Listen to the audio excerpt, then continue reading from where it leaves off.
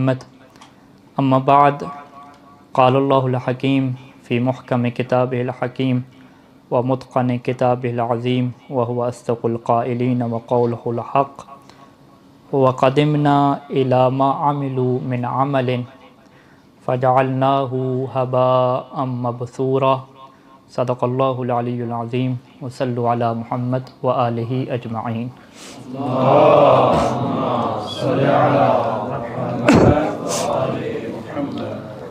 محترم علماء کرام، عزاداران مظلوم کربلا، خالق انسان نے انسان کو اس دنیا میں بھیجا تو انسان کی جو سب سے بڑی ضرورت ہے وہ مال ہے، وہ خوراک ہے، وہ کھانا ہے۔ انسان محتاج ہے کھانے پینے کی طرف، رہائش کی طرف، اپنی زندگی گزارنے کے لیے سہولیات کا محتاج ہے۔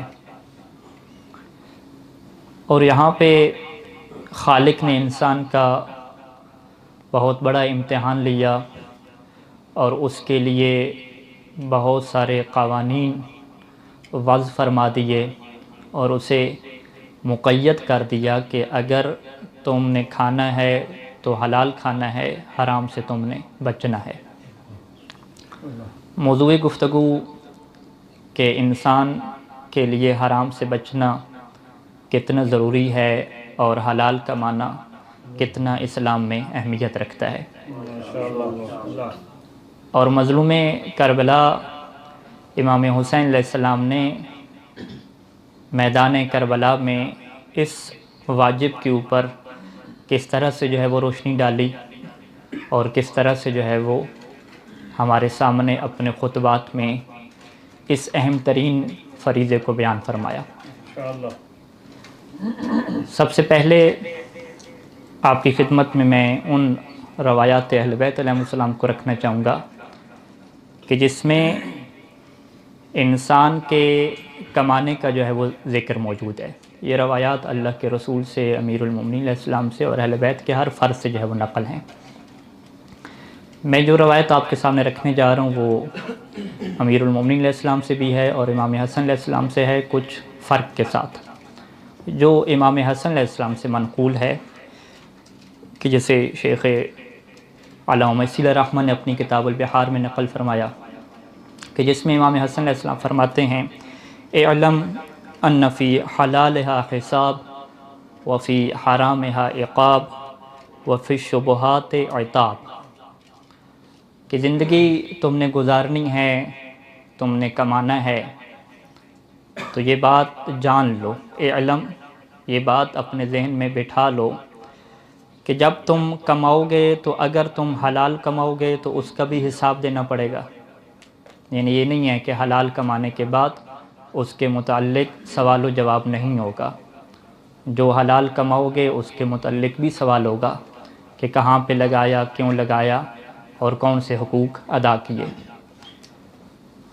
وفی حرامها عقاب، اور اگر تم نے حرام کمایا تو اس کا عذاب ہو جائے گا۔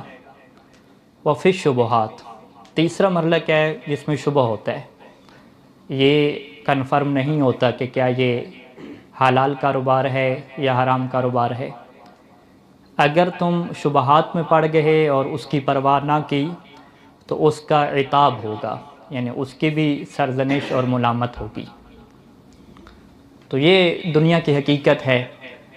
امیر المومنین علیہ السلام سے جب دنیا کے متعلق پوچھا جاتا تھا تو وہ یہی تصور پیش کرتے تھے کہ یہ ہے دنیا، کہ حلال کماؤ تو پھر بھی حساب دینا پڑتا ہے، حرام کماؤ تو عذاب ہو جاتا ہے۔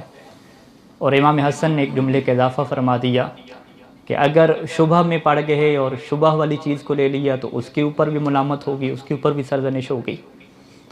تو لہٰذا پھر دنیا میں جینا تو ہے، تو پھر کس طرح سے انسان زندگی گزارے؟ تو امام حسن علیہ السلام نے قانون دے دیا فَأَنزِلِ الدُّنْيَا بِمَنزِلِ الْمِيتَةِ، کہ اس دنیا کو مردار کی طرح سمجھو، خُذْ مِنْهَا مَا يَكْفِيكَ، کہ انسان اگر مجبور ہو جائے اور اس کی موت واقع ہونے کو ہو تو شریعت اتنی اجازت دیتی ہے کہ وہ مردہ اتنا کھا لے، مردار سے اتنا کھا لے کہ اس کی جان بچ جائے۔ تو امام حسن علیہ السلام نے دنیا کے متعلق بھی یہی قانون دیا اپنے چاہنے والوں کو کہ دنیا کو بھی تم اس مردار کی طرح سمجھو، اور جتنی تمہیں ضرورت ہو، جو تمہارے لیے کافی ہو جائے وہی لے لو، باقی کے متعلق تم لالچ میں نہ پڑو اور اس کے متعلق آگے نہ بڑھو، کیونکہ تمہیں حساب دینا پڑے گا بارگاہ الہی میں۔ اگر حلال ہوا، حرام ہوا تو واضح ہے عذاب ہوگا۔ اور یہاں سے اسلام نے یہ جو حلال کمانا ہے اس کو عبادت کا جو ہے وہ درجہ دے دیا، اور روایات اہل بیت علیہ السلام میں اسے افضل ترین جو ہے وہ عبادت سے تعبیر کیا گیا۔ چند ایک روایات آپ کی خدمت میں۔ کتاب الکافی میں مرحوم کلینی علیہ الرحمہ نے صحیح روایت نقل کی ہے، اور یہ روایت چھٹے امام سے ہے، اور وہ فرماتے ہیں کہ امام سجاد علیہ السلام، ایک مرتبہ درود پڑھ لیجیے سارے مل کے۔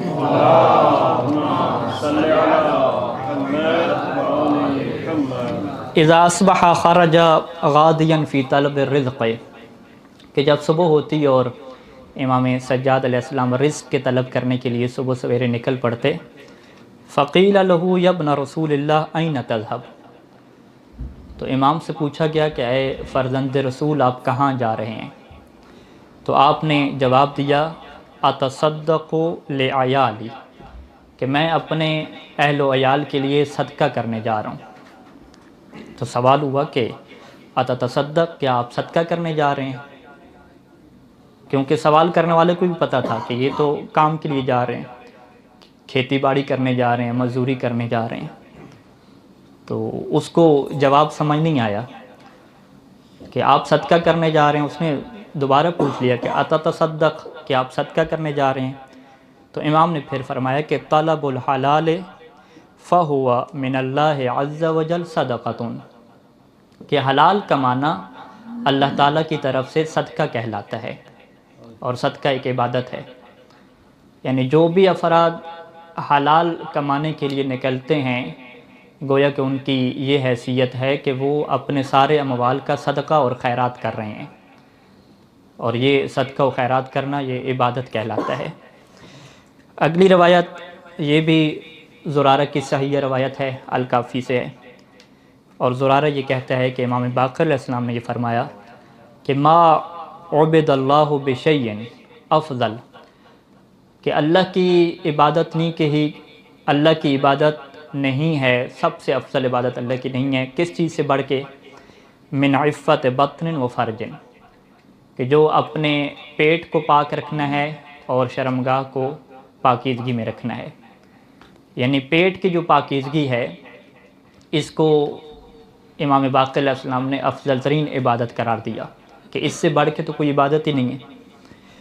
اور اسی مفہوم کو جو ہے وہ ابو بصیر کی جو صحیح روایت ہے الکافی میں، وہ ہمارے سامنے کیا واضح کر دیتی ہے کہ ایک شخص جو ہے وہ آتا ہے، اور ابو بصیر دیکھ رہا ہے کہ وہ شخص آتا ہے امام باقر علیہ السلام کی خدمت میں، اور پہلا جملہ یہ رکھتا ہے کہ مولا انی ضعیف العمل قلیل الصیام، کہ میرا عمل جو ہے وہ بہت تھوڑا ہے، میں عمل عبادات بہت تھوڑے کرتا ہوں، قلیل الصیام، اور روزے بھی زیادہ جو ہے وہ نہیں رکھتا۔ تو یعنی اس کے ذہن میں کیا ہے کہ جو اسلام نے عبادات رکھی ہیں اس کے حوالے سے تو میں بہت تھوڑا ہوں۔ لیکن وہ ایک جملہ کہتا ہے کہ وَلَكِنِّي أَرْجُو أَن لَا آكُلَ إِلَّا حَلَالًا، لیکن میں ہمیشہ یہی کوشش کرتا ہوں کہ فقط حلال کھاؤں، فقط حلال کھاؤں، حلال کے علاوہ کچھ نہ کھاؤں۔ لیکن اس کے علاوہ میری مشکل یہ ہے کہ میرا جو عمل ہے اس کے اعتبار سے میں بہت پیچھے ہوں۔ تو امام نے جواب دیا کہ ای الاجتہاد افضل من عفت بطن و فرج، کہ اس سے بڑھ کے تقوی، ورع اور اجتہاد کیا ہو سکتا ہے کہ تم اپنے پیٹ کو جو ہے وہ پاکیزہ رکھے ہوئے ہو، اپنی شرمگاہ کو جو ہے وہ حرام سے بچائے ہوئے ہو، اس سے بڑھ کے کیا پاکیزگی اور کیا اجتہاد اور کیا ورع ہو سکتا ہے۔ یہاں لفظ اجتہاد ہے، لفظ اجتہاد تقوی اور ورع کے معنی میں بہت زیادہ کیا استعمال ہوا ہے، کہ اس سے بڑھ کے کیا تقوی ہو سکتا ہے، کیا پرہیزگاری ہو سکتی ہے کہ تم اپنے آپ کو جو ہے وہ حلال کے لیے جوڑ کے رکھتے ہو۔ اور یہی وجہ ہے کہ بہت ساری روایات میں پھر اہل بیت علیہ السلام نے اسے ایک عظیم جو ہے وہ عبادت کا درجہ دیا۔ جیسے کہ یہ روایت اللہ کے رسول سے ہے کہ العبادۃ 70 جزءاً، کہ عبادت کے 70 اجزاء ہیں، अफ़ज़लुहा तलबुल हलाल, सबसे जो अफजल है वो हलाल को तलब करना है, हलाल कमाना है। और इसी तरीके से ये तसव्वुर इतना वाज़ेह था अहले बैत अलैहिस्सलाम के चाहने वालों के नज़दीक कि वो इसे बहुत बड़ी इबादत समझते थे। यानी आजकल के लोग तो अगर पूछें कि इबादत क्या है तो उनके ज़हन में यही आता है कि नमाज, रोज़ा, ज़कात, हज वगैरह, इसी को इबादत कहते हैं। लेकिन अहले बैत अलैहिस्सलाम ने जो इबादत का तसव्वुर पेश फरमाया कि ख़ुद हलाल कमाना ये सबसे बड़ी इबादत है। और यही वजह है कि एक रवायत बिहारुल अनवार में अल्लामा मशीह रहमान ने ज़िक्र फरमाई कि जिसमें इमाम सादिक़ अलैहिस्सलाम का ये सबसे पहले फरमान नकल फरमाया कि इमाम ने फरमाया कि मा इंदल्लाहि शैउन हुवा अफ़ज़ल, कि अल्लाह के नज़दीक इससे बढ़ के कोई चीज़ अफजल नहीं है कि मिन इफ़्फ़त बतन व फ़र्जिन, के इंसान अपने पेट को और शर्मगाह को इफ़्फ़त और पाकीज़गी अता कर दे। और फिर वहाँ पे एक इसी फरमान के साथ एक टुकड़ा लिखा कि वकील अल सलमान, कि सलमान से भी ये सवाल पूछा गया। सलमान के सामने सवाल रखा गया कि बताओ अय्युल आमाल अफजल, कि सबसे अफजल तरीन अमल कौन सा है। अब आप देखिएगा कि सलमान कितनी अहले बैत अलैहिस्सलाम से मार्फत ले चुका है कि जब सवाल उससे ये पूछा जा रहा है कि बताओ इस्लाम में बहुत सारी इबादत हैं, बहुत सारे आमाल हैं, तो तुमने अहले बैत के दर से जो इल्म हासिल किया है उसके मुताबिक बताओ कि अय्युल आमाल अफजल, कि कौन सा अमल है जो सबसे फ़जीलत वाला है, सबसे बढ़ के फ़जीलत वाला है। तो हज़रत सलमान रज़ियल्लाहु अन्हु व सलामुल्लाहि अलैहि ने ये जवाब दिया, क़ाला अल ईमान बिल्लाहि व खुब्ज़ुन हलालुन, कि दो चीज़ें जो हैं वो सबसे अफजल हैं। पहला अल्लाह पे ईमान ले आना और दूसरी खुब्ज़ुन हलालुन, हलाल रोटी। खुब्ज़ुन हलालुन ये एक ऐसी ताबीर है जो इस्तेमाल होती है अरब में कि हलाल रोटी खाना, अल्लाह का ईमान, अल्लाह के ऊपर ईमान रखना, इससे बढ़ के कोई चीज़ अफजल नहीं है। तो गोया कि अहले बैत के चाहने वालों के यहाँ भी ये हकीकत बड़ी वाज़ेह थी कि जो हलाल की कमाई है और हलाल कमाना है, हलाल खाना है, इससे बढ़ के बड़ी कोई इबादत नहीं है और सबसे अफजल तरीन इबादत यही है। यानी अहले बैत के चाहने वाले इसको इबादत की निगाह से देखते थे, क्योंकि अल्लाह के रसूल और अल्लाह के रसूल की आल इसे इबादत के तौर पे देखा करती थी। और यहाँ से फिर हमारे मुआशरे में आप ख़ुद देख लें कि क्या आज तक हलाल कमाने को इबादत समझा गया? क्या इंसान ने इस बात की फ़िक्र की कि मैं जो कमा रहा हूँ क्या वो हलाल है या हराम है? और यहाँ से फ़ुक़हा से जो सवाल पूछे जाते हैं वो एक लंबी फ़हरिस्त है कि बहुत सारी जगहों पे फ़ुक़हा अपने चाहने वालों को, दीन के ऊपर अमल करने वालों को मुतवज्जे करते हैं कि ये कारोबार हराम है, इसमें ना पढ़ना, ये काम हराम है, इसमें ना पढ़ना। जैसे कि सैयद सिस्तानी दामज़लुल आली अपने इस्तिफ़्तात में इस चीज़ को बारहा बयान करते हैं कि अगर एक ऐसी नौकरी कर रहे हैं कि जिस नौकरी को झूठ की बुनियाद पे हासिल किया, गलत मालूमात देकर कंपनी को धोखे में रख के नौकरी कर रहे हैं, तो ये सारी की सारी कमाई हराम की है। या इसी तरीके से ये बयान फरमाया कि अगर 8 घंटे की ड्यूटी है और 6 या 7 घंटे की ड्यूटी करते हैं तो बाकी ऊपर की कमाई हराम की है। इसी तरह से जो नए नए कारोबार और ऑनलाइन बिज़नेस और जो निज़ाम चल निकला है कि जिसमें आज का जवान ये नहीं सोचता कि क्या ये हलाल है या हराम है, बस वो कहता है कि मेरे पैसे आ गए तो तुम भी करो, तुम्हारे भी आ जाएंगे। इस बात की फ़िक्र नहीं होती कि ये हलाल के आ रहे हैं या हराम के आ रहे हैं। वो शायद ये समझता है कि बस हमारा पैसे हम जहाँ लगें, हमारी मर्ज़ी है, मेरा माल और मेरी मर्ज़ी के कानून पे चलने वाला होता है। जबकि कुरान मजीद ने वाज़ेह फरमा दिया था कि ये जो तुम्हारे आपस के अमवाल हैं, ला ताकुलू बैनकुम अमवालकुम बिलबातिल, ला ताकुल अमवालकुम बैनकुम बिलबातिल, ये जो तुम्हारे दरमियान अमवाल मौजूद हैं, इन माल को भी तुमने बातिल तरीके से नहीं खाना। एक दूसरे के माल को एक्सचेंज करना, तब्दील करना, तो वो भी उसी तरीके के मुताबिक तुम खा सकते हो कि जो हमने तुम्हारे लिए हलाल करार दिया है। तो लिहाजा यहाँ से वो बुनियादी अहमियत वाज़ेह होती है कि इस्लाम में माल को कमाने के भी तरीके हैं, किसी दूसरे का माल खाने के भी तरीके हैं। ये काफ़ी नहीं है कि मैं राज़ी और वो राज़ी तो बस क्या है, माल हलाल हो गया। दोनों फ़रीक़ैन राज़ी भी हों। बहुत सारे कारोबार ऐसे हैं कि वो फिर सूद हुआ करते हैं, وہ حرام ہوا کرتے ہیں، جن کی شرائط جو ہے وہ مکمل نہیں ہوتی تبھی وہ حرام ہو جاتے ہیں۔ تو بہت سارے مومنین ایسے ہیں اور خوش نصیب مومنین ہیں کہ جب کاروبار کرتے ہیں، کوئی نوکری اختیار کرتے ہیں تو پہلے پوچھتے ہیں کہ کہیں یہ نوکری حلال کی ہے یا حرام کی ہے، کہیں اس میں حرام نہ ہو۔ کوئی کاروبار کر رہے ہوتے ہیں، کوئی آن لائن کسی ایپس کے اوپر پیسہ اپنا ڈال رہے ہوتے ہیں تو سب سے پہلے پوچھ لیتے ہیں۔ تو یہ وہ لوگ ہیں کہ جو حضرت سلمان کی فکر رکھنے والے ہیں، کہ جنہیں اس بات کا اندازہ ہے کہ ہم کس مشکل میں پڑ سکتے ہیں اور یہ کتنی بڑی مشکل ہے۔ اور یہیں سے میں اپنے متعلق بھی ایک نقطے کو واضح کرتا چلوں کہ ہم جب اپنی زندگی کو وقف کرتے ہیں احیاء امر اہل بیت کے لیے، کہ علوم آل محمد کو حاصل کرتے ہیں اور پھر دوسروں کو سکھاتے ہیں، تو ہمیں بھی مال ملتا ہے، پیسہ ملتا ہے۔ تو کیا یہ جو ہمیں راتب ملتا ہے، ہمیں شہریہ ملتا ہے، کیا اس کا بھی کوئی قانون ہے حلال ہونے کا، یا بس یہ نیاز ہے؟ اس طرح بہت سارے لوگ نیاز سمجھتے ہیں کہ نیاز مل رہی ہے تو ماشاءاللہ جی نیاز لے لیں، اس کی کوئی شرائط نہیں ہوتی۔ تو کیا اس راتب اور شہریے کی حیثیت نیاز کی ہے کہ بس نیاز مل رہی ہے اور کارڈ بنوائیں اور داخل ہو جائیں، بس کہیں سے نیاز ملتی رہے؟ نہیں، فقہا نے اس چیز کو واضح فرمایا ہے۔ سید سیستانی دامت ظل العالی کی ویب سائٹ کے اوپر رسمی جو استفتاء ہے اس کے اندر یہ استفتاء موجود ہے کہ یہ سوال رکھا گیا کہ ایک طالب علم کے لیے جو راتب ہے وہ کب حلال ہوتا ہے، راتب کو لینے کی کیا شرائط ہیں۔ تو جس طرح سے ہم پہلے مرحلے پہ عوام کے بارے میں گفتگو کر رہے تھے کہ ان کا کاروبار حلال نہیں ہے، نوکری پوری نہیں کرتے، 8 گھنٹے کی نوکری یا 5 گھنٹے کر کے 3 گھنٹے کے اضافی حرام کھا لیتے ہیں، تو چلیں یہ تو ہم نے عوام کے بارے میں کہہ دیا، ذرا اپنے اوپر بھی توجہ کریں کہ جو ہم امام کی نوکری کر رہے ہیں تو امام کی طرف سے جو ہمیں پیسہ دیا جا رہا ہے، کیا یہ بطور نیاز کے دیا جا رہا ہے، بس نیاز ہے اور حلال ہے، یا اس کی بھی کوئی شرائط ہیں؟ اس کی بھی جو ہے وہ شرائط ہیں۔ میں یہاں پہ نص عبارت جو ہے وہ پڑھنا چاہوں گا، ایک مرتبہ درود پڑھ لیجئے سارے مل کے۔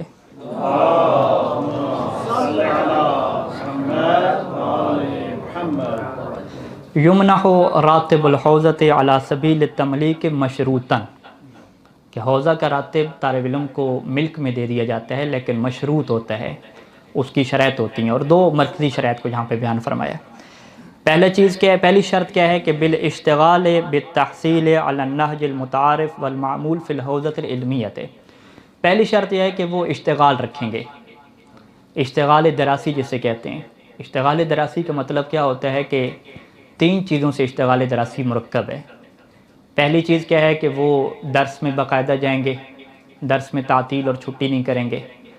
دوسری کیا ہے کہ اس درس کے دوران جب بیٹھیں گے تو یہ نہیں سمجھ کے بیٹھیں گے کہ بس مجلس میں آئے ہیں اور فقط حاضر ہو رہے ہیں، بس حضور فقط کافی ہے، نہیں، حضور یہاں پہ نہیں ہے، اشتغال بھی ہونا چاہیے۔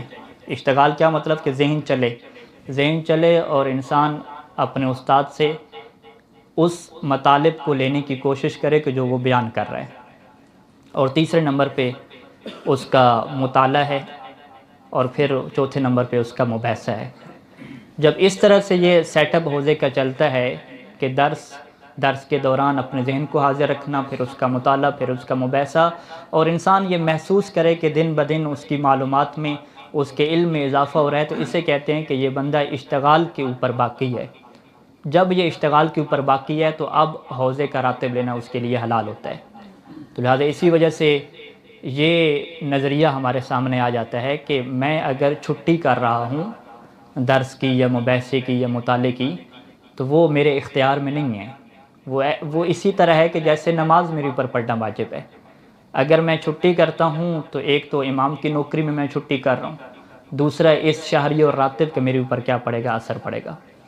لہٰذا یہاں پہ بہت سارے علماء اور بہت سارے متقی افراد بھی چھٹی کے حوالے سے ایسے مستحبات کو بھی چھوڑ دیتے ہیں کہ جن مستحبات کے اوپر تاکید ہوئی ہے، کہ جو زوار کی خدمت کے اعتبار سے، زائرین کی خدمت کے اعتبار سے، مہمانوں کی خدمت کے اعتبار سے، اور کیا کہتے ہیں صلہ رحم کے اعتبار سے بڑے بڑے واجبات تک بھی ہیں، لیکن وہ جب کہتے ہیں کہ 2 واجبات کا آپس میں تعارض ہو گیا، ایک میرا اپنا واجب ہے جو امام کی نوکری ہے اور ایک دوسرا واجب ہے، تو کہتے ہیں امام کی جو نوکری کا واجب ہے یہ تمہارے اوپر مقدم ہے، تم اس سے کیا کرو گے، مقدم کرو گے۔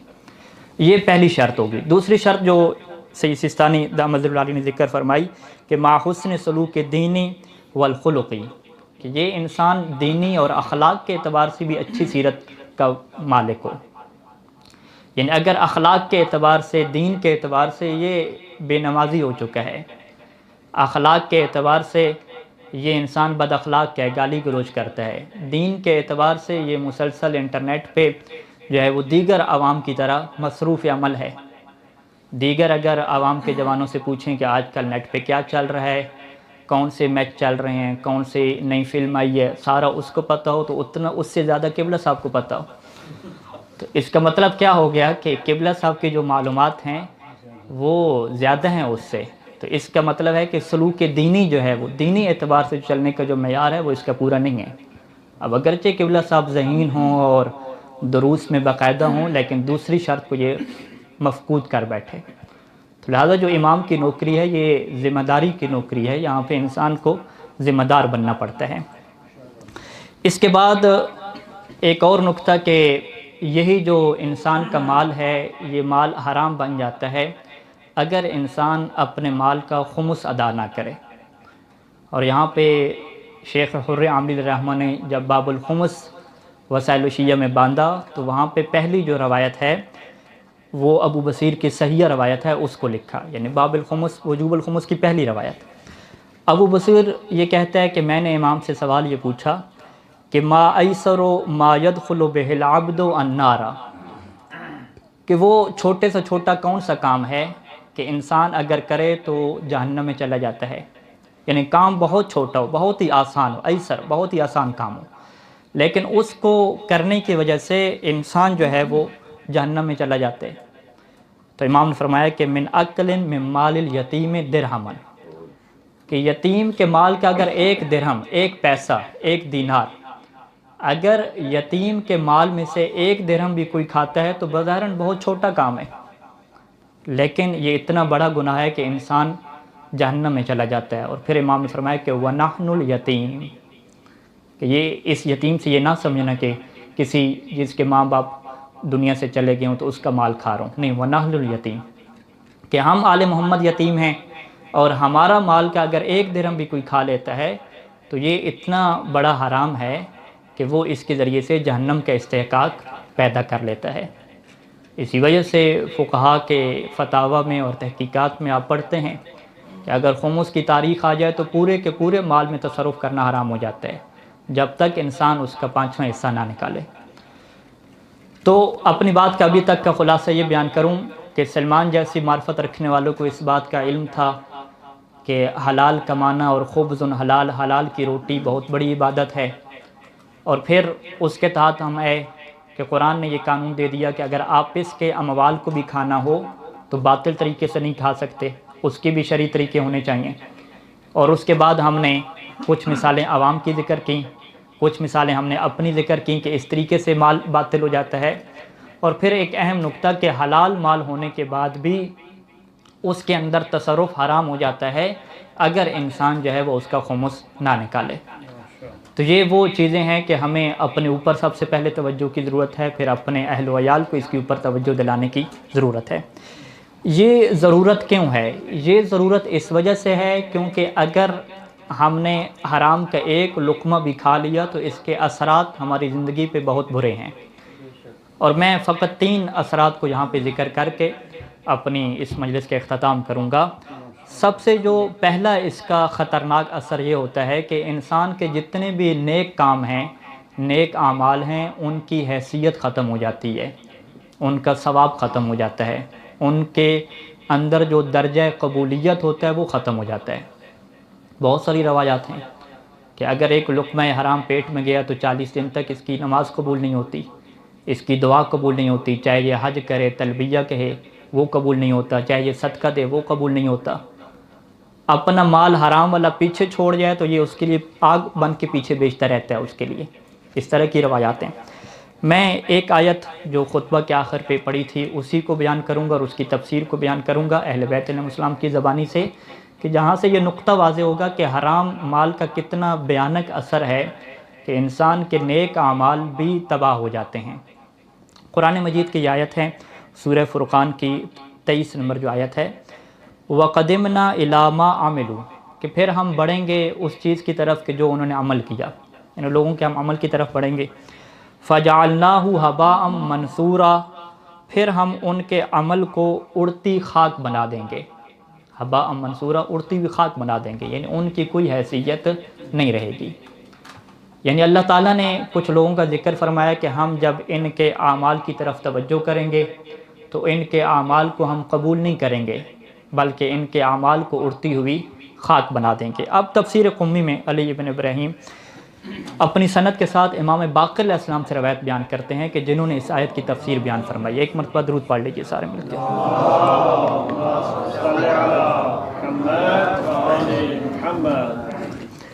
امام فرماتے ہیں کہ یبعث اللہ عز وجل یوم القیامت قوما بین ایدیہم نور کالقباطی کہ قیامت کے دن اللہ تعالیٰ کچھ ایسے لوگوں کو اٹھائے گا قبروں سے کہ ان کا عمل جو ہے وہ اس نور کی طرح سفید ہوگا کہ جس طرح قباطی کا کپڑا جو ہے وہ سفید ہوتا ہے۔ قبطی ایک کپڑا تھا علاقے کا، سفید ہوتا تھا۔ کہا کہ بڑا خوبصورت ان کا عمل ہوگا، بڑا خوبصورت عمل، بالکل نور ہوگا، چمک رہا ہوگا، سفیدی ہوگی۔ ثم یقول لہ پھر اللہ کہے گا ہباء منصورا کہ اے یہ عمل تم اڑتی ہوئی خاک بن جاؤ۔ اتنا خوبصورت عمل اڑتی ہوئی خاک کی طرح اڑا دیا جائے گا، ختم۔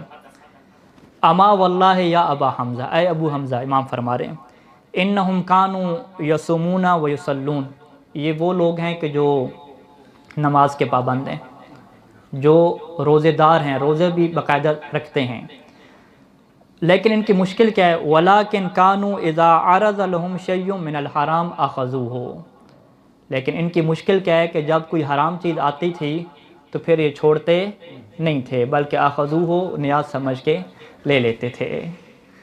یعنی یہ ان کے اندر صفت تھی کہ نماز کے بڑے اچھے پابند، روزے کے بڑے باقاعدگی سے پابندی، لیکن حلال حرام میں کوئی تمیز نہیں تھی، بس کہیں سے مال مل جائے حلال سمجھ کے اسے کیا ہے ہڑپ کر لیتے تھے۔ اذا عرض لهم شيء من الحرام اخذوه یہ ان کی پہلی صفت تھی۔ اچھا کچھ لوگ ایسے بھی تھے کہ جو ایسا نہیں کرتے تھے کہ وہ اس کی پابندی کرتے تھے، حرام بھی نہیں کماتے تھے، لیکن ان کے اندر ایک اور صفت تھی کہ جس کی وجہ سے ان کے اس عمل کو ضائع کر دیا جائے گا، اور وہ صفت کون سی ہے؟ کہ وہ ولایت علی علیہ السلام کے ماننے والے نہیں تھے۔ امام نے بیان فرمایا کہ او یا دوسری ان کی کیا مشکل تھی کہ اذا ذکر لهم شیء من فضل امیر المؤمنین علیہ السلام انکروہ کہ جب ان کے سامنے فضائل امیر المؤمنین علیہ السلام سے کوئی فضیلت ذکر کر دی جاتی تو یہ اس کا انکار کر دیتے۔ یعنی دو کام بالکل امام نے برابر رکھے کہ فضیلت امیر المؤمنین کا انکار کرنا اور کوئی حرام آ جائے تو اسے لے لینا، دونوں کام برابر ہیں۔ فضیلت امیر المؤمنین کا انکار کرنے کی وجہ سے بھی انسان کا عمل ضائع ہو جاتا ہے، اور اسی طرح سے حرام کمانے سے اور حرام کھانے سے بھی انسان کا عمل ضائع ہو جاتا ہے۔ اور پھر امام نے ابو حمزہ کو ہباء منصورا کا مطلب بھی سمجھایا۔ ہمارے مترجمین تو اس کا ترجمہ اڑتی ہوئی خاک کرتے ہیں۔ امام فرمایا کہ والہباء المنصور هو الذی تراہ یدخل البیت فی القوۃ مثل شعاع الشمس کہ یہ ہباء منصورہ جو ہے وہ تم اسے اپنے گھر میں دیکھتے ہو، قوہ یعنی روشن دان کے اندر سے جب سورج کی روشنی آ رہی ہوتی ہے تو وہ جو ہلکی ہلکی تم خاک دیکھتے ہو، وہ جو ایک لائن بنی ہوئی ہوتی ہے خاک کی، یہ ہباء منصورہ ہے کہ جیسے روشنی ختم ہوتی ہے نظر ہی نہیں آتی، کہ یہ اس عمل کی حیثیت ہوگی کہ اڑتی ہوئی خاک تو پھر بھی نظر آ جاتی ہے، لیکن اس کی بالکل ہی حیثیت ختم ہو جائے گی کہ اگر روشن دان سے روشنی پڑتی ہے تو جتنی چیز نظر آتی ہے خاک میں سے بس اتنی وہ عمل نظر آئے گا، اس کی کوئی حیثیت نہیں ہوگی۔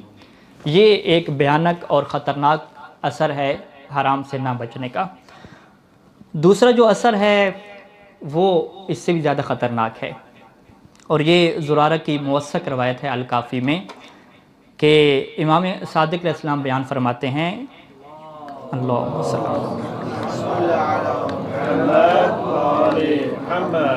کسب الحرام یبین فی الذریۃ کہ حرام کمانا انسان کی نسل میں پھر ظاہر ہو جاتا ہے۔ یعنی حرام کی کمائی کا پہلا نقصان انسان کو یہ ہوتا ہے کہ اس کے نیک عمل ضائع ہو جاتے ہیں، ہبا منصورہ بن جاتے ہیں۔ دوسرا اس کا وضعی اثر یہ ہوتا ہے کہ اولاد کی تربیت پہ اس کا بہت بڑا نقصان ہوتا ہے۔ یبین فی الذریۃ، حرام کبھی نہ کبھی اولاد کے اندر ظاہر ہوتا ہے۔ کوئی نہ کوئی اولاد کا کارنامہ ایسا آئے گا کہ قبلہ صاحب بھی کہیں گے کہ اولاد نے جو ہے وہ کیا کارنامہ کر دیا۔ تو وہ کارنامہ کس وجہ سے ہوا؟ کیونکہ اس کے پیٹ میں حرام لقمہ گیا، وہ اس نطفے سے بنا کہ جس نطفے کے اندر حرام کی آمیزش تھی۔ تو لہٰذا یہ نقطہ بڑا اہم ہے، اور اس کے اوپر تو دنیا اعتراف کر چکی ہے۔ یعنی سوشل میڈیا کی ایک رپورٹ کے اوپر میں یہ دیکھ رہا تھا، پاکستان کے ایک علاقے میں وہ لوگ تحقیق کر رہے تھے کہ کتنے گھروں میں کتنے جو جوان ہیں وہ نشے کے عادی ہو چکے ہیں۔ تو ایک گھر میں وہ داخل ہوئے کہ جہاں سے ایک بزرگ جو ہے وہ نمودار ہوئے، سر پہ ٹوپی تھی، پیشانی پہ محراب کا نشان تھا اور داڑھی رکھی ہوئی تھی۔ وہ کہتا ہے کہ میرے دونوں جوان بچے جو ہے وہ نشے کے عادی ہو چکے ہیں، اور میں نے زنجیروں سے جو ہے وہ باندھ کے رکھا ہوا ہے، کچھ نہ دیں تو یہ مرتے ہیں، باقاعدہ انہیں نشہ دینا پڑتا ہے۔ تو اس نے سوال پوچھا کہ آپ کیا ہیں؟ اس نے کہا میں اسکول ٹیچر تھا۔ انہوں نے کہا پھر کیوں تمہارے بچے خراب ہوئے؟ کہتا ہے کہ میں نے انہیں حرام کھلایا ہے۔ واضح کہتا ہے کہ میں نے حرام کھلایا۔ کہ کیسے؟ اس نے کہا میں اسکول پڑھانے نہیں جاتا تھا، کبھی جاتا تھا تو پوری ڈیوٹی نہیں دیتا تھا، تو وہ تنخواہ ساری حرام کی تھی، تو میں نے چونکہ ان کو حرام کھلایا تبھی یہ میرے حرام کھلانے کا نتیجہ ہے۔ یعنی واضح طور پہ انہیں بتلا رہے، باپ کو بھی پتہ ہے کہ چونکہ حرام کھلایا ہے تو میری اولاد اس طرح سے خراب ہو گئی ہے۔ اور بالکل یہ امام صادق علیہ السلام کے اس فرمان کا خلاصہ ہے کہ کسب الحرام یبین فی الذریۃ، کہ حرام کی کمائی جو ہے وہ اولاد میں ظاہر ہو کے رہتی ہے۔ یہ دو بھیانک اثر ہو گئے۔ اور تیسرا جو ایک بھیانک اثر ہے کہ جسے شہید کربلا نے میدان کربلا میں اس وقت بیان فرمایا کہ جب ابن سعد کی فوج نے چاروں طرف سے جو ہے وہ گھیر لیا، چاروں طرف سے گھیر لیا، حملہ کرنا چاہ رہے ہیں۔ تو وہاں پہ شہید کربلا، یہ روایت علامہ مصری رحمہ نے بہار میں المناقب سے نقل کی، اور اس کو بیان کرنے والے چھٹے امام ہیں ہمارے۔ تو چھٹے امام یہ فرماتے ہیں کہ جب انہوں نے امام حسین علیہ السلام کو چاروں طرف سے گھیر لیا، فَاسْتَنْصَتَهُمْ فَأَبَوْا، امام نے انہیں کہا کہ خاموش ہو جاؤ، شور نہ کرو، خاموش ہو جاؤ، میری بات سنو، لیکن وہ خاموش نہیں ہو رہے تھے۔ قَالَ لَهُمْ وَيْلَكُمْ مَا عَلَيْكُمْ أَن تُنْصِتُوا إِلَيَّ فَتَسْمَعُوا قَوْلِي، کہ تمہیں کیا ہو گیا، تمہارے اوپر بربادی ہو، تم کیوں خاموش نہیں ہوتے تاکہ میری بات سنو۔ یعنی امام فرزند زہرا انہیں کہہ رہے ہیں کہ خاموشی اختیار کرو، میری بات سن لو۔ وَإِنَّمَا أَدْعُوكُمْ إِلَىٰ سَبِيلِ الرَّشَادِ، میں تو تمہیں دعوت دے رہا ہوں ہدایت کے راستے کی طرف۔ فَمَنْ أَطَاعَنِي كَانَ مِنَ الْمُرْشَدِينَ وَمَنْ عَصَانِي كَانَ مِنَ الْمُهْلَكِينَ، جو ہماری اطاعت کرے گا وہ کامیاب ہونے والوں میں سے ہے، جو ہماری معصیت کرے گا وہ ہلاک ہونے والوں میں سے ہے۔ لیکن وہ امام کی بات نہیں سن رہے تھے۔ اب امام نے یہاں پہ حرام کے اثر کے متعلق ارشاد فرمایا کہ وَكُلُّكُمْ عَاصٍ لِأَمْرِي، تم سب کے سب میرے امر کی معصیت کر رہے ہو، غیر مستمع قولی، میری بات کو نہیں سن رہے۔ وجہ کیا ہے؟ فَقَدْ مُلِئَتْ بُطُونُكُمْ مِنَ الْحَرَامِ وَطُبِعَ عَلَىٰ قُلُوبِكُمْ، کہ تمہارے پیٹ حرام سے بھر چکے ہیں اور تمہارے دلوں پہ مہر لگ چکی ہے۔ یہ وہ حرام کا اثر ہے کہ جسے شہید کربلا نے بیان فرمایا کہ جب پیٹ میں حرام آ جاتا ہے تو دل سخت ہو جاتے ہیں، اتنے سخت ہو جاتے ہیں کہ پھر زہرا کا بیٹا بھی اگر انہیں تبلیغ کر رہا ہو، انہیں واعظ کر رہا ہو، وہ بھی کربلا کے میدان میں تو ان کے اوپر اثر نہیں ہوتا۔ یہ قسوت قلب، دلوں کا سخت ہو جانا اتنی بڑی مصیبت ہے اور اتنا بھیانک جو ہے وہ انسان کے اوپر اثر ہے کہ قرآن مجید نے بھی اس کی طرف اشارہ فرمایا ہے۔ فرمایا کہ دیکھو جب یہ دل سخت ہو جاتے ہیں تو ان کی سختی کو تم جو ہے وہ آسان نہ لینا، بلکہ یہ پتھروں سے بھی زیادہ سخت ہو جاتے ہیں۔ اشد من الحجر، دلوں کی جب سختی کو قرآن نے بیان کیا، کہا پتھروں سے بھی زیادہ سخت ہوتے ہیں۔ پھر پتھروں میں قرآن نے کہا کہ پتھر تو سخت نہیں ہوتے، اس سے تو چشمے بھی نکل آتے ہیں، پانی بھی نکل آتے ہیں، لیکن جب دل سخت ہو جاتے ہیں تو ان کے اوپر کسی کی بات کا اثر نہیں ہوتا۔ اور پھر علماء یہ فرماتے تھے کہ دل کی سختی کو اگر چیک کرنا ہو کہ میرا دل کس طرح سخت ہو چکا ہے تو 3 چیزیں جو ہے وہ اس کی علامتیں بنتی ہیں۔ پہلی علامت کیا ہے کہ جفوف العیون، کہ آنکھیں خشک ہو جاتی ہیں۔ اب یہ جوان جو ہے وہ خلوت میں اپنے خالق کی بارگاہ میں رونا چاہتا ہے مگر آنسو نہیں آتے۔ آنسو کیوں خشک ہو گئے؟ کیونکہ دل سخت ہو گیا۔ دوسرا کیا مشکل آتی ہے کہ پھر یہ بندہ گناہوں سے نہیں بچ سکتا۔ اور تیسری کیا مشکل آتی ہے کہ الاصرار علی الذنوب بغیر توبۃ، پھر مسلسل گناہوں پہ اصرار شروع ہو جاتا ہے اور توبہ کی توفیق بھی میسر نہیں آتی۔ یہ وہ شہید کربلا میں مشکل ترین حالات میں اس خطبے کو ارشاد فرمایا اور ہمارے لیے یہ بات سامنے رکھتی کہ اپنے دل کی حفاظت کرنا، کہیں دل اتنا سخت نہ ہو جائے کہ شہید کربلا جیسا بھی اگر ہو اور وہ فرمان پیش کر رہا ہو، وہ ہدایت کے چراغ کو تمہارے سامنے رکھ رہا ہو، تو پھر بھی یہ دل اتنا سخت ہو چکا ہو کہ اثر نہ ہوتا ہو۔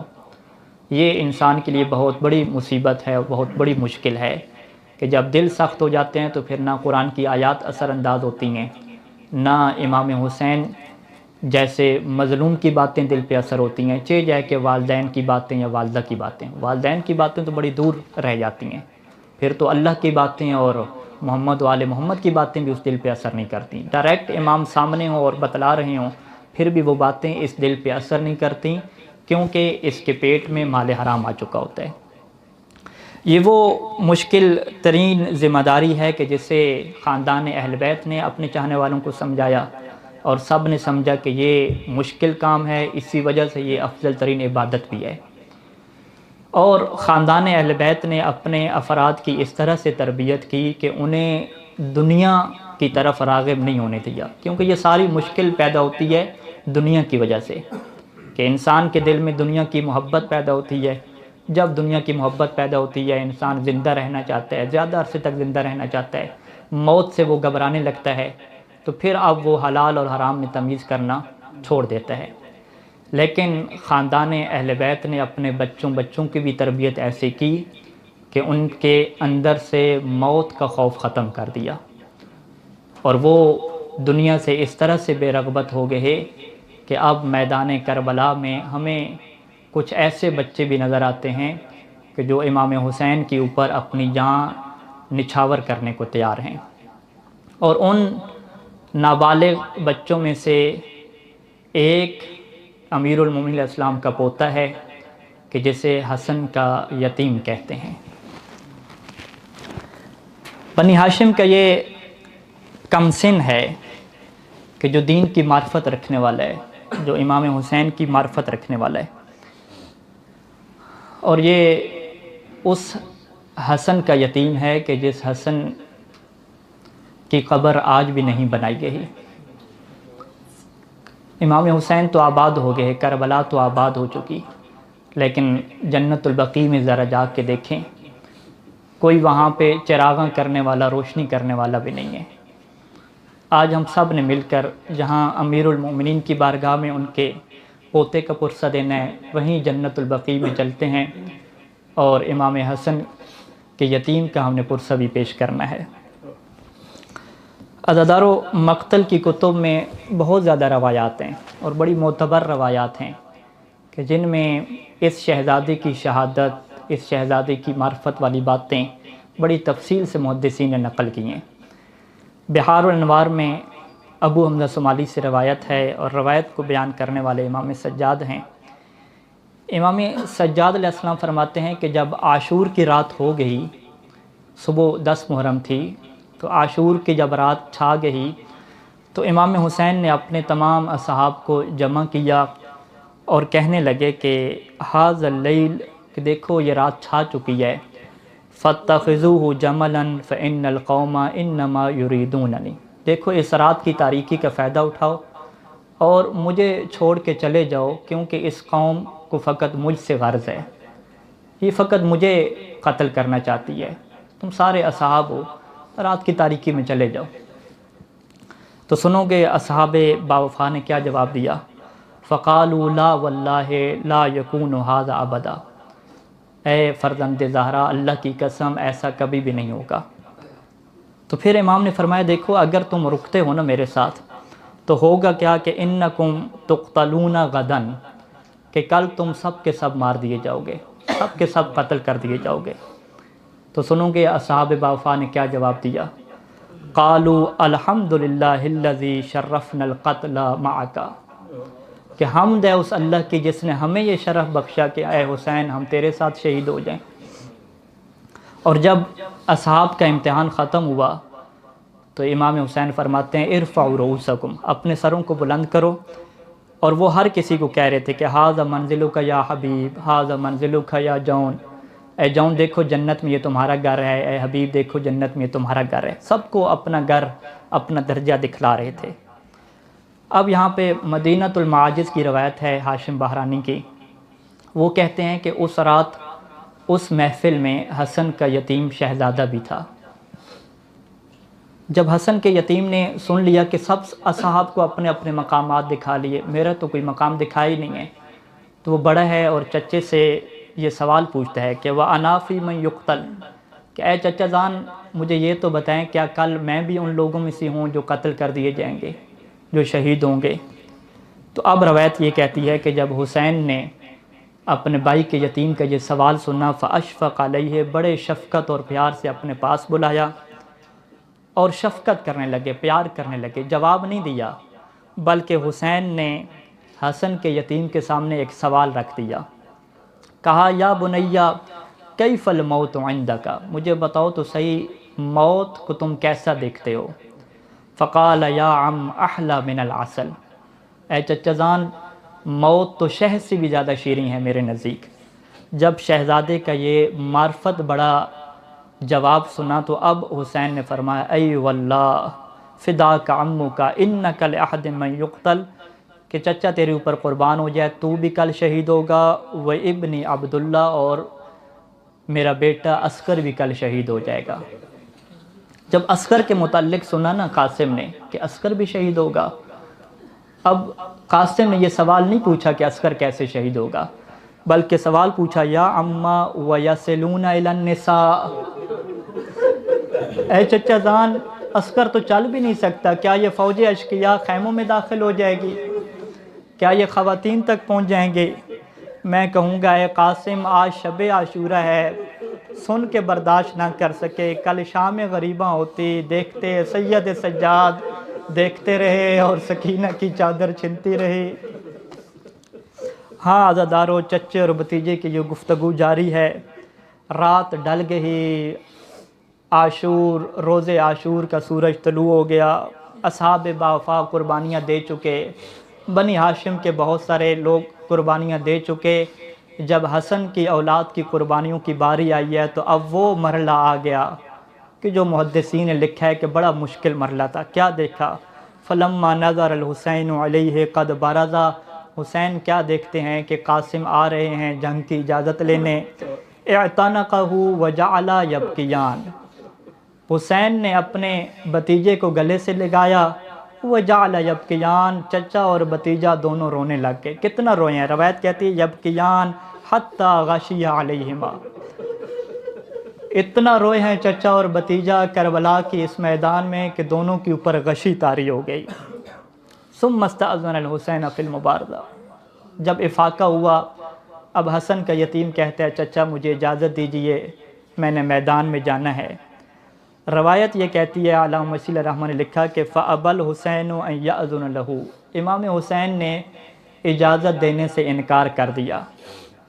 اب دیکھو گے کہ حسن کے یتیم نے کیسے اجازت مانگی ہے چچا سے، فَلَمْ يَزَلِ الْغُلَامُ يُقَبِّلُ يَدَيْهِ وَرِجْلَيْهِ، قاسم نے حسین کے ہاتھوں کا بوسہ لینا شروع کیا، ہاتھوں کا جب بوسہ لے چکے تو حسین کے قدموں کا بوسہ لینا شروع کیا، اس وقت تک حسین کے قدموں کا بوسہ لیتا رہا حتی اذن لہو، جب تک حسین نے اجازت نہیں دے دی۔ اور جب اجازت دی تو کیا حالت تھی، وَدُمُوعُهُ تَسِيلُ عَلَى خَدَّيْهِ، حسین اتنا رو رہے تھے کہ آنسو آپ کے رخساروں پہ جاری تھے۔ اجازت دینے کے بعد ایک سوال پوچھا ہے، یا ولدی اتمشی برجلک الی الموت، اے میرے بیٹے مجھے اتنا تو بتاؤ کیا اپنے قدموں سے چل کے موت کی طرف جا رہے ہو؟ اب سنو کہ قاسم نے کیا غربت حسین پڑھی ہے. کیف لا یعم وانت بین الاعداء صرت وحیدا فریدا. اے چچا میں کیسے نہ جاؤں، آپ تو بالکل اکیلے رہ گئے، آپ کا تو کوئی دوست نہیں رہا، کیا اب میں بھی نہ جاؤں؟ روحی لروحک الفدا. اب یہاں پہ روایات کہتی ہیں کہ امام حسن نے، امام حسین علیہ السلام نے حسن کے یتیم کو بڑا خوبصورت تیار کیا ہے. اور یہ تیاری کا منظر کیسے ہے کہ گریبان کو چاک کر دیا، امامے کو ایسے پہنایا کہ جیسے میت کو پہناتے ہیں. ثم البسہ ثیابہ بصورت الکفن. پھر کپڑے ایسے پہنائے قاسم کو کہ جیسے کفن پہناتے ہیں، بس کفن کی طرح پہنا کے شد سیفہ بوسط القاسم، تلوار بھی دے دی، تلوار بھی لٹکا دی اور خوبصورت تیار کر کے بھیجا ہے. اب حمید بن مسلم کی روایت سنیے کہ حمید بن مسلم کہتا ہے کہ ہم دیکھ رہے تھے خرج الینا غلام کأن وجہہ شقۃ قمر، کہ ہم نے دیکھا کہ ایک ایسا جوان نمودار ہوا جس کا چہرہ ایسے تھا جیسے چاند کا ٹکڑا ہو. میں کہوں گا جو دشمن کی نگاہ میں چاند کا ٹکڑا ہو، اللہ جانے اپنی ماں کی نگاہ میں کیسا. ابن عزی کہتا ہے کہ اس چاند کے ٹکڑے کو میں ماروں گا. حتی ضرب رأسہ بالسیف، تلوار کے ساتھ وار کیا ہے قاسم کے سر پہ اور قاسم سنبھل نہ سکے. فوقع الغلام لوجہہ، منہ کے بل قاسم گر گئے. اب امام حسین نے جب یہ دیکھا کہ قاسم کی ندا آ گئی، یا عم، ندا جب آئی ہے، فجل الحسین کما یجل الصقر، حسین ایسے قاسم کے لاشے پہ پہنچے جیسے شکار اپنے شکار پہ پہنچتا ہے. اور بہت زیادہ، حمید بن مسلم کہتے ہیں بڑی گرد و غبار تھی. فَإِذَا انْجَلَتِ الْغَبْرَةُ، جب گرد و غبار ہٹی تو کیا دیکھتا ہوں، بالحسین قائم علی رأس الغلام، کہ اس شہزادے کے سر پہ حسین کھڑے ہوئے ہیں. اور شہزادے کی کیا حالت تھی. اب چلتے ہیں امیر المومنین کی بارگاہ میں. یا امیر المومنین، آپ کے سر پہ بھی ضربت لگی تھی نا، اے کربلا کے میدان میں دیکھیں آپ کے پوتے حسن کے یتیم کے سر پہ بھی ضربت لگی ہے، مگر حال کیا ہے. کان الغلام یفحص برجلیہ، اتنا قاسم تڑپ رہے تھے کہ ایڑیاں زمین پہ مسلسل رگڑ رہے تھے. تڑپتے ہوئے لاشے پہ امام نے بین کرنا شروع کیے. عز واللہ علی امیک، اے قاسم تیرے چچا پہ بڑا مشکل وقت آ گیا، تو چچا کو بلاتا رہا، چچا جواب نہ دے سکا، اور اب جب چچا آ چکا ہے تو تیری حالت ایسی نہیں ہے کہ تو چچا کو جواب دے سکے.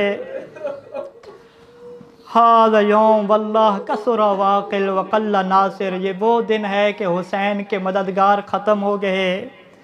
اب بس آخری منظر، قاسم کے لاشے کو اٹھا کر امام حسین خیمہ گاہ لے کر آئے تھے. وہ کیسے لے کر آئے، حمید بن مسلم کی روایت ہے. قاسم کے لاشے کو اٹھانا کتنا مشکل تھا. فوضع صدرہ علی صدرہ، حسین نے اپنے سینے کو قاسم کے سینے پہ رکھا اور کتنا اٹھایا، اٹھانے میں کتنا کامیاب ہوئے. حمید کہتے ہیں فَكَأَنِّي أَنظُرْ إِلَىٰ رِجْلَيْ غُلَامٍ يَخُطَّانِ عَلَى الْأَرْضِ، حسین پھر بھی پورا نہیں اٹھا سکے، بس اتنا اٹھایا کہ راوی کہتا ہے کہ دونوں پاؤں قدم زمین کے اوپر خط بناتے جا رہے تھے. اور پھر حسین کی طاقت ختم ہو چکی، بڑی مشکل سے خیام گاہ لے کر آئے. ماتم شروع ہوا قاسم کے اوپر، سب رونے لگ گئے. میں کہوں گا اے قاسم بڑا خوش قسمت، چچا اٹھا کے لے آیا خیمہ گاہ، کاش تھوڑی دیر رک جاتے، حسین کے لاشے کو دیکھتے. حسین کے لاشے کو کوئی سنبھالنے والا نہیں تھا، حسین کے لاشے پہ کوئی رونے والا نہیں تھا. اللہ لعنت اللہ علی القوم الظالمین. ماتم حسین.